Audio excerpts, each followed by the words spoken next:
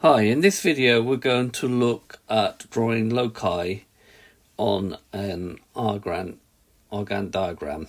Okay, so we have the real Z here, the imaginary Z here. Here we have a complex number, at the moment it's 6.63 plus 4.7i. In modulus argument form it's 8 times cos 19 over 90 pi plus I sine 19 over 90 pi. We can change the modulus by changing this slider here, and we can change the angle by this slider here. Don't forget, angles are measured from here all the way around here to 180, and then all the way down back the other way to minus 180. So if I wanted to represent the modulus of Z equal to some number, so the modulus of Z equal to 8, then this line here would have to be of length 8. Okay, and then if I was to change the angle from that, okay, so trace out an angle like this.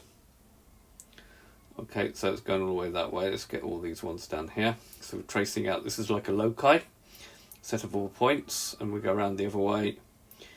Okay, we can see if we want the loci of the modulus of a complex number equal to a number 8 in this case, then that would be represented by a circle, center 0, 0, and radius of the circle would be 8. Okay, we can change the value of r. If we change the value of r, just get rid of those red dots, okay, then it just becomes a smaller circle with a smaller radius. So that's the mod z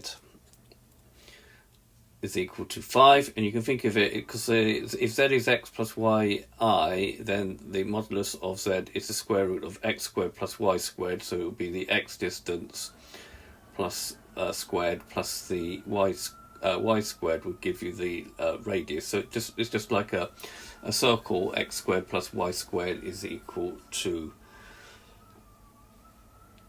5 in this case at the moment. Okay, so this GeoGebra applet I will put in the notes of the video. I hope you find this video useful, and please use the GeoGebra app to have a play with for yourself. Thank you very much for watching.